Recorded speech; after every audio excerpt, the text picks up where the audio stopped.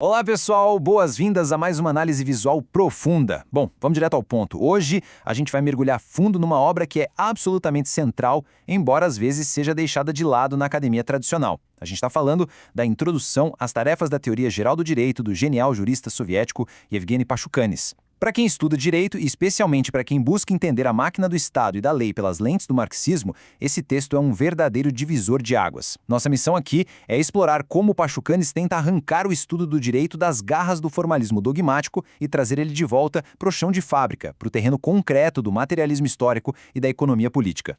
E para nossa exploração de hoje, a estrutura vai ser bem direta e lógica. A gente começa definindo o que é essa teoria geral, depois a gente passa pela ilusão do neocantismo, entra na famosa esfera do dever ser, debate a ciência do direito, cruza a economia política com o direito e por fim chega nas verdadeiras tarefas da teoria jurídica. O que é a teoria geral? Logo de cara, Pachucanes observa como a teoria jurídica convencional define o seu próprio trabalho. O objetivo dele seria basicamente desenvolver conceitos super abstratos. Sabe aquela ideia de criar categorias universais que servem para tudo?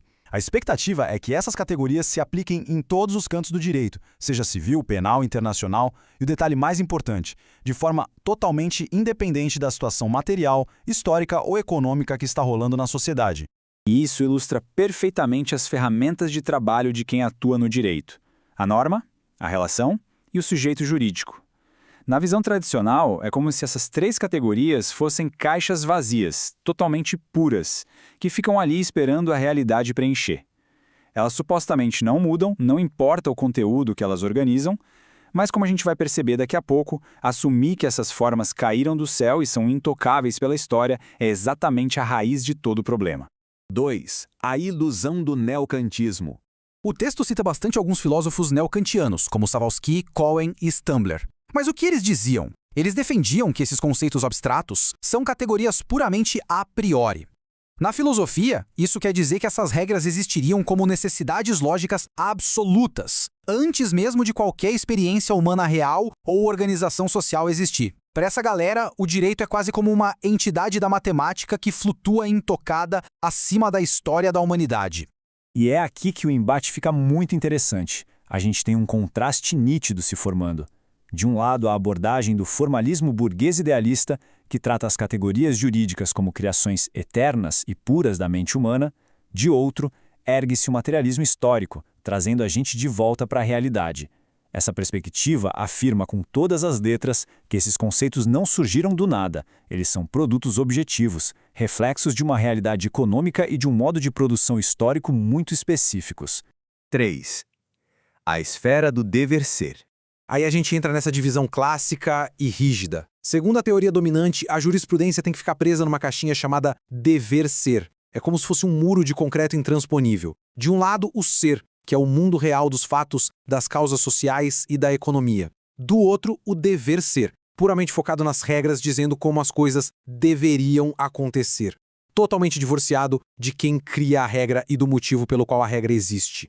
E o Hans Kelsen, um dos juristas mais famosos do século XX, é o exemplo perfeito disso, né? O Pachucanes detalha como a escola de Kelsen tentou criar uma teoria pura do direito, limpando a ciência jurídica de qualquer contaminação sociológica, política ou psicológica. Na visão deles, o direito é só um sistema fechado de normas. Eles ignoram completamente de onde essas normas vêm ou a quais interesses de classe elas realmente servem no mundo prático.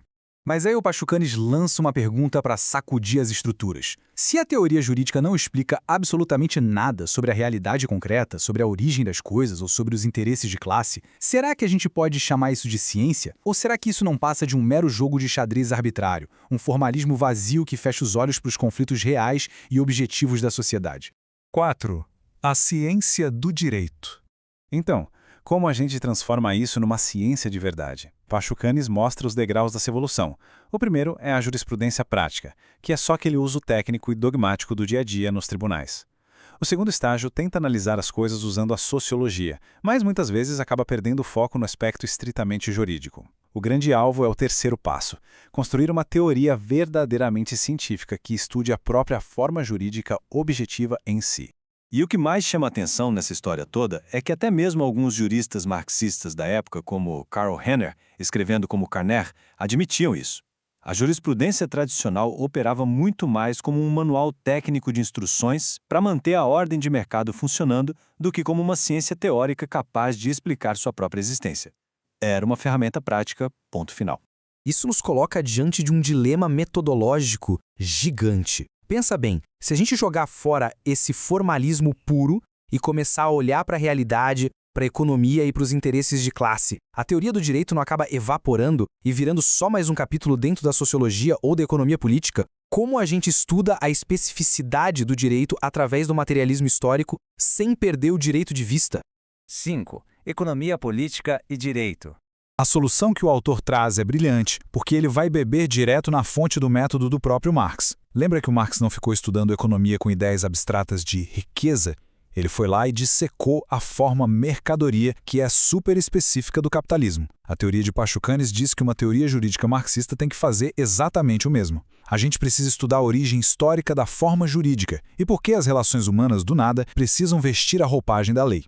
E é nessa parte que ele dá um leve puxão de orelha em marxistas que vieram antes dele, como Stuttgart e Bukharin. Sabe qual foi o erro deles? Eles resumiam o direito a um mero instrumento de coerção externa do Estado, ou só a regras que favorecem a classe dominante. E claro, sociologicamente isso pode até ser verdade, mas não explica o pulo do gato. Porque essa dominação não acontece na base da força bruta, abertamente. Porque ela precisa se disfarçar sob uma forma especificamente jurídica, criando a ilusão de sujeitos iguais. E aqui está o coração de toda a teoria. Pachucanes defende que a forma jurídica é o reflexo direto e objetivo do mercado de mercadorias. Pensa só, numa sociedade onde a economia é baseada na troca de produtos, as pessoas precisam, obrigatoriamente, se reconhecer como donas independentes de propriedades, trocando equivalentes como indivíduos formalmente iguais. O contrato de compra e venda é a célula-tronco do direito. Sem essa circulação de mercadorias no mundo real, não tem base material para existir essa abstração jurídica que a gente chama de sujeito de direito. 6. As verdadeiras tarefas.